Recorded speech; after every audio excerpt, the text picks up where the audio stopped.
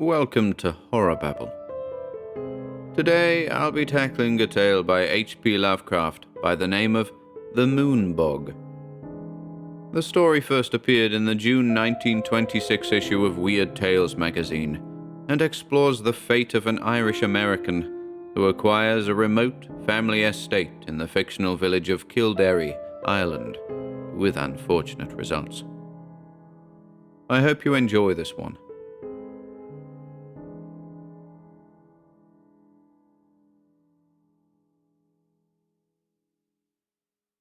The Moon-Bog by H.P. Lovecraft. Somewhere, to what remote and fearsome region I know not, Dennis Barry has gone. I was with him the last night he lived among men, and heard his screams when the thing came to him. But all the peasants and police in County Meath could never find him, or the others, though they searched long and far. And now I shudder when I hear the frogs piping in swamps or see the moon in lonely places.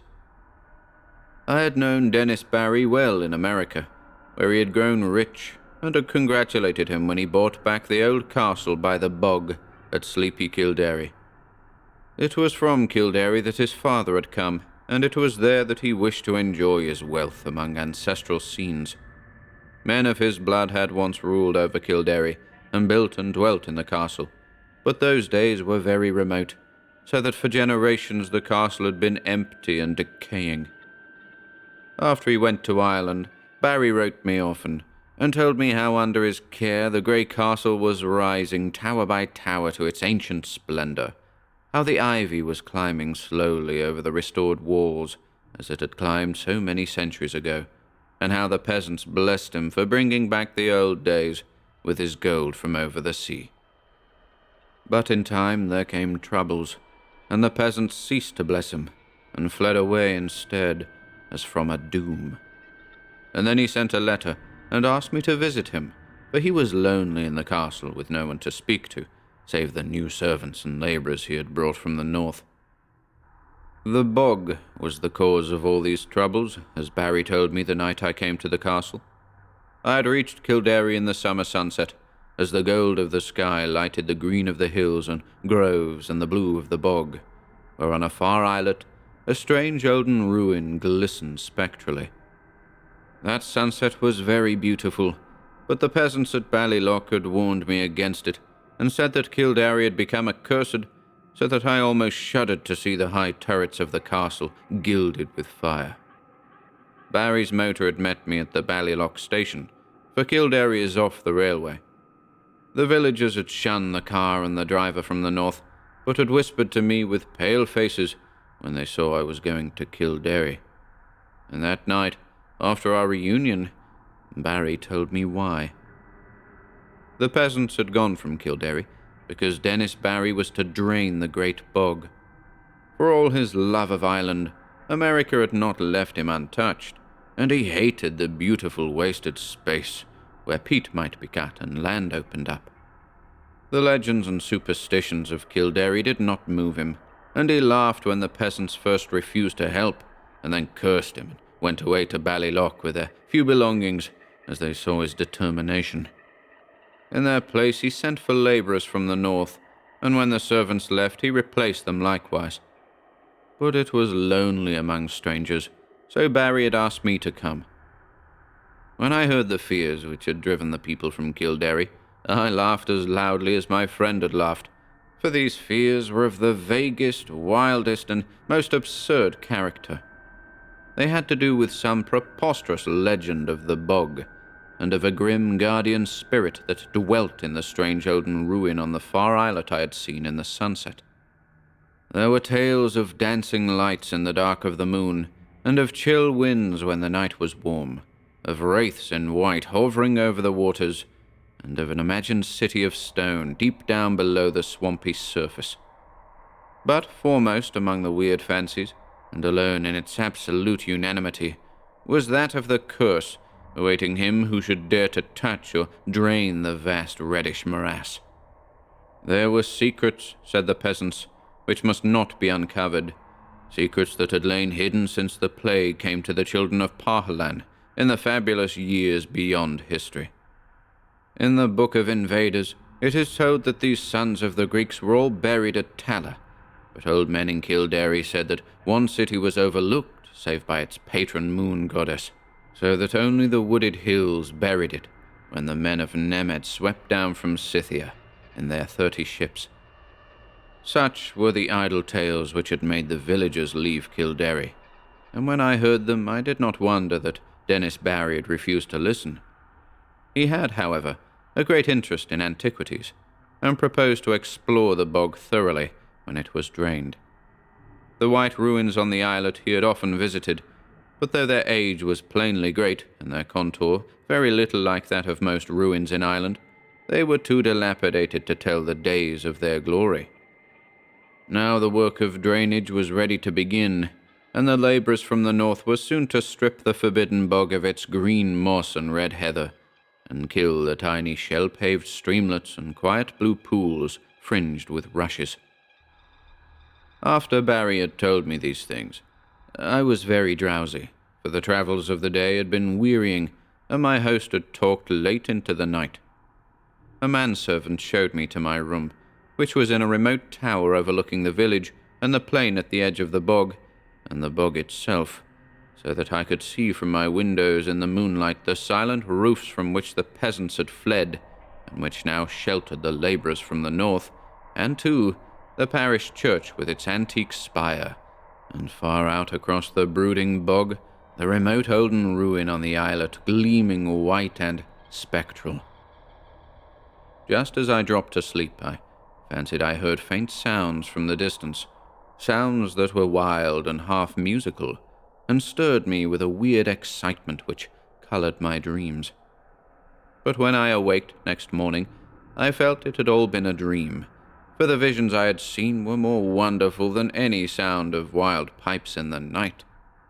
Influenced by the legends that Barry had related, my mind had, in slumber, hovered around a stately city in a green valley, where marble streets and statues, villas and temples, carvings and inscriptions all spoke in certain tones the glory that was Greece.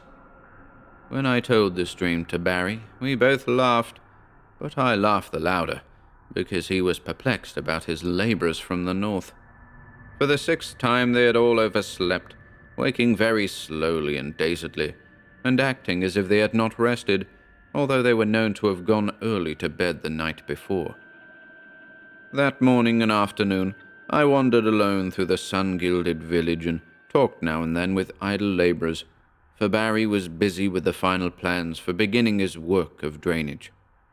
The labourers were not as happy as they might have been, for most of them seemed uneasy over some dream which they had had, yet which they tried in vain to remember.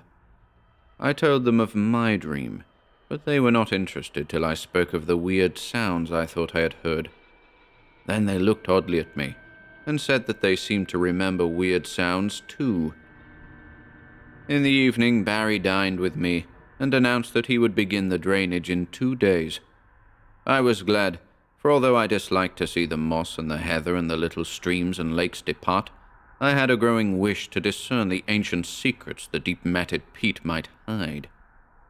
And that night my dreams of piping flutes and marble peristyles came to a sudden and disquieting end, for upon the city in the valley I saw a pestilence descend, and then a frightful avalanche of wooded slopes that covered the dead bodies in the streets and left unburied only the temple of Artemis on the high peak, where the aged moon-priestess Cleis lay cold and silent with a crown of ivory on her silver head. I have said that I awaked suddenly and in alarm.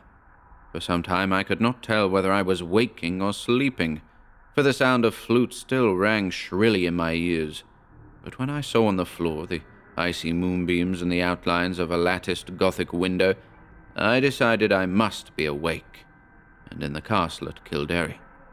Then I heard a clock from some remote landing below strike the hour of 2, and I knew I was awake. Yet still there came that monotonous piping from afar, wild, weird airs that made me think of some dance of fauns on distant Minalis. It would not let me sleep, and in impatience I sprang up and paced the floor.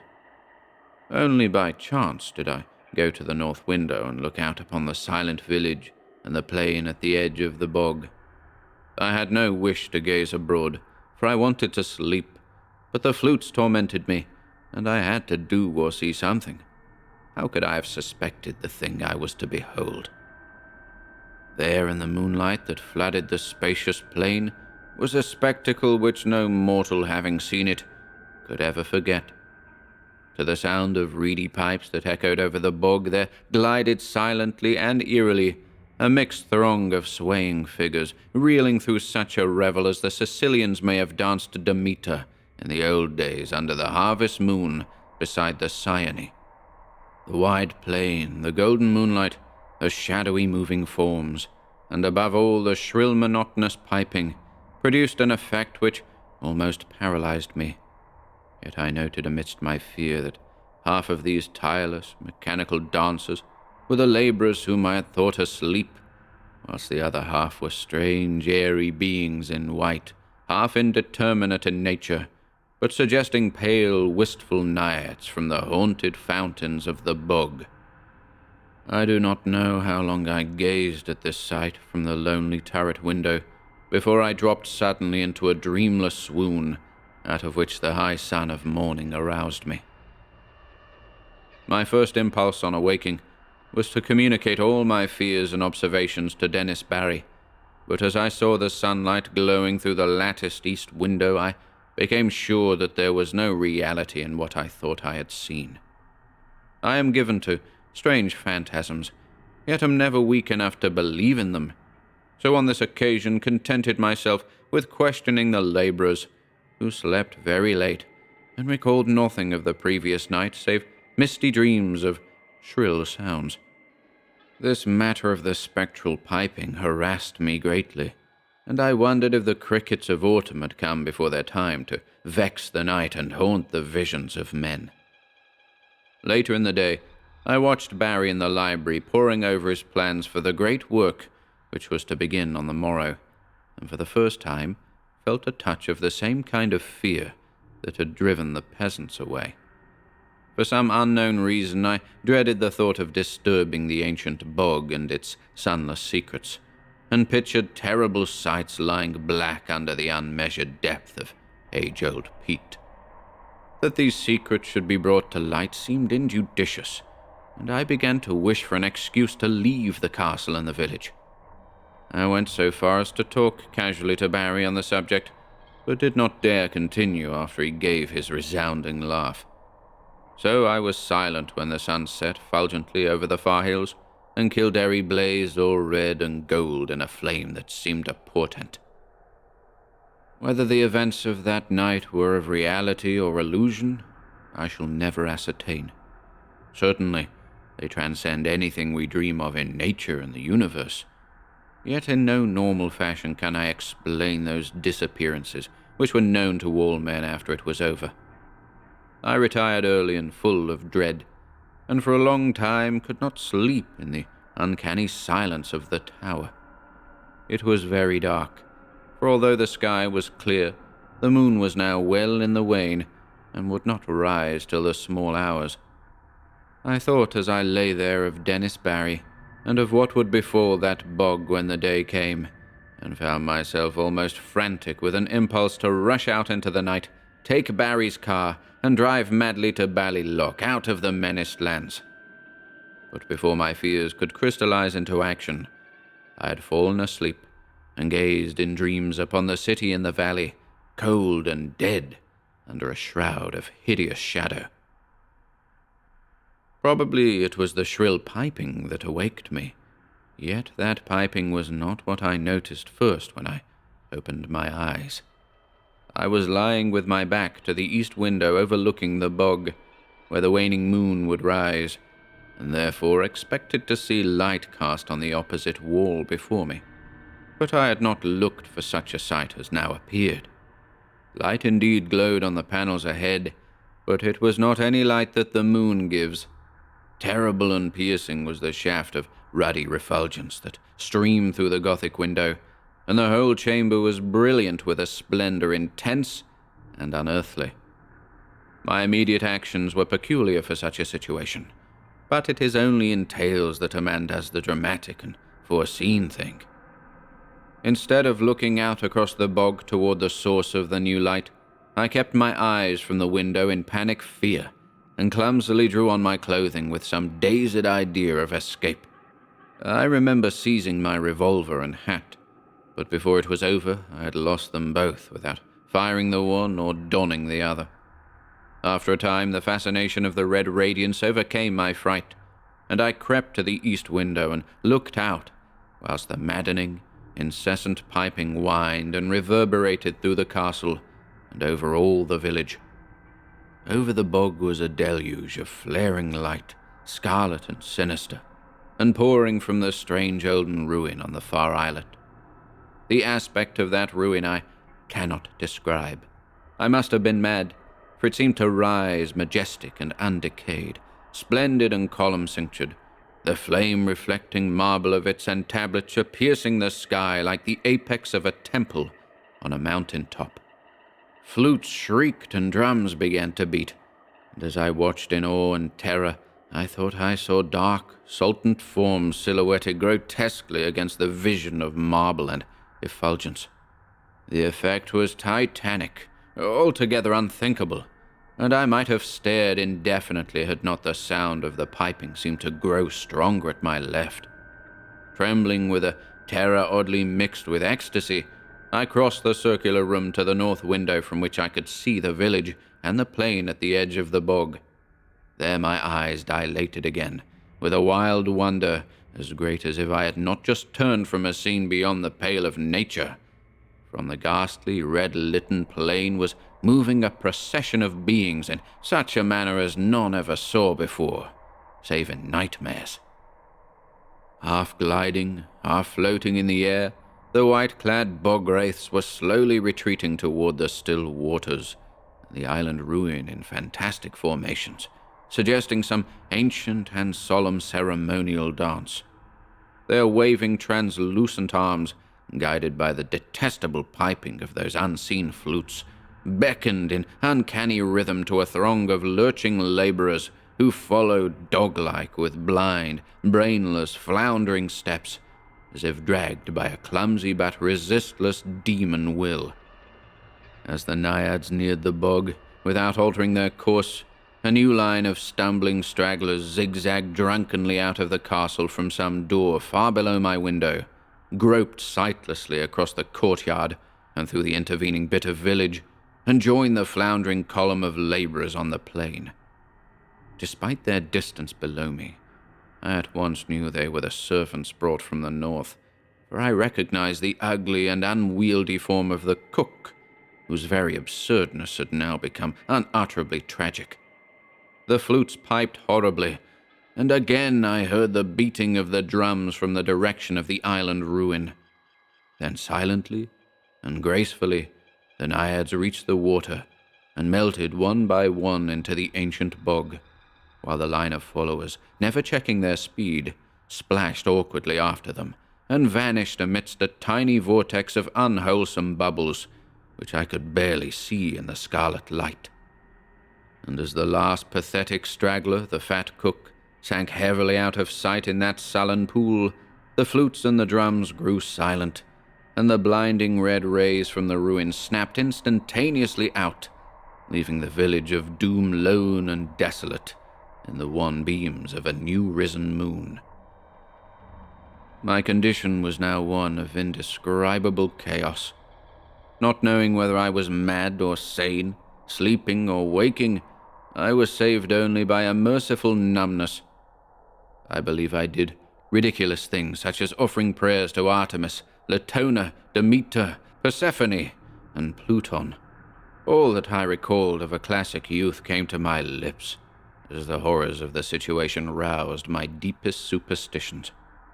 I felt that I had witnessed the death of a whole village, and knew I was alone in the castle with Dennis Barry, whose boldness had brought down a doom. As I thought of him, New terrors convulsed me, and I fell to the floor, not fainting, but physically helpless. And I felt the icy blast from the east window where the moon had risen, and began to hear the shrieks in the castle far below me. Soon those shrieks had attained a magnitude and quality which cannot be written of, and which make me faint as I think of them.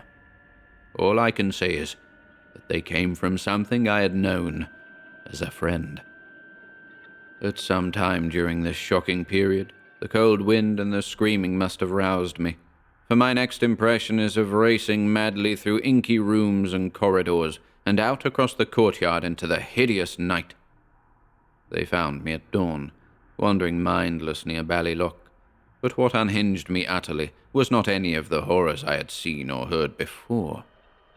What I muttered about as I came slowly out of the shadows was a pair of fantastic incidents which occurred in my flight, incidents of no significance, yet which haunt me unceasingly when I am alone in certain marshy places or in the moonlight. As I fled from that accursed castle along the bog's edge, I heard a new sound, common, yet unlike any I had heard before at Kilderry. The stagnant waters, lately quite devoid of animal life, now teemed with a horde of slimy, enormous frogs which piped shrilly and incessantly in tones strangely out of keeping with their size. They glistened bloated and green in the moonbeams, and seemed to gaze up at the fount of light. I followed the gaze of one very fat and ugly frog, and saw the second of the things which drove my senses away. Stretching directly from the strange olden ruin on the far islet to the waning moon, my eyes seemed to trace a beam of faint, quivering radiance having no reflection in the waters of the bog. And upward, along that pallid path, my fevered fancy pictured a thin shadow slowly writhing, a vague, contorted shadow, struggling as if drawn by unseen demons. Crazed as I was, I saw in that awful shadow a monstrous resemblance, a nauseous, unbelievable caricature, a blasphemous effigy of him who had been Dennis Barry.